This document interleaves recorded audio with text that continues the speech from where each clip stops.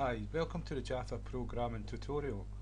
What we're going to do now is draw a graphics line. So you can use the drawLine methods in the graphics package, and it's the G dot, and the G, remember, is because we could give this any name here at all, but we just done G, and so whatever we used here for this type of graphics we would use here, and the dot operator to access its methods. So this one's called drawLine, and that's it down there.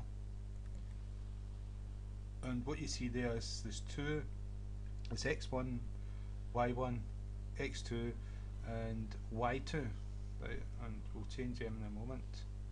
So just to demonstrate what it means, I'm going to use a lot of underscores in a straight line to create a line here. Right, and so that's a line, a straight line. Now this part here is x1 and y1, and at the end of the line is x2 and y2, and so this position here would be x, which would be the distance between the edge of the frame to here, and it would also be the y, the distance between y, the start of y, down to here, and that would be x1 and y1. This point here would be the distance between the start of x to the end of the line and the start of y till the end of the line, so that would be x2. This point here would be x2, y2, so that's why we've got two xy coordinates.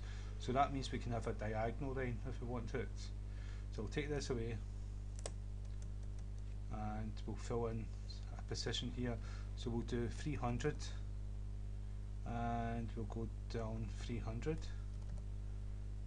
and then we'll make it the xy, so this is x1. So if we do 300 here, then we won't have a line at all because it starts at 300 and stops at 300. But if we do 301 here, then we'll have one pixel, which is not very good. You might not even be able to see it. So what we'll do is we'll do 350 so we can just see it. 350. So that's the distance between the start of the line till the end of the line, because we're going to do a straight line. And we'll do this one 300, the same as y. So it's a straight line. If we had more, it would be a downward slope. If we had less, it would be an upward slope. And so what we'll do is 300. And if we save the program, run the program. No, that's 300. This point here is 300, and this point here, no, let me see what the coordinates are. 300 and 350. Right. This is x going across this way, so that's 300 and that's 350, and this is 300 down here and 300 down here, so this is y2 300 and this is y1 300.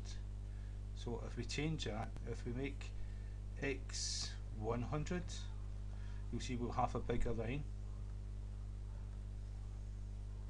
Now that's from there to here is 100, and that's still 350.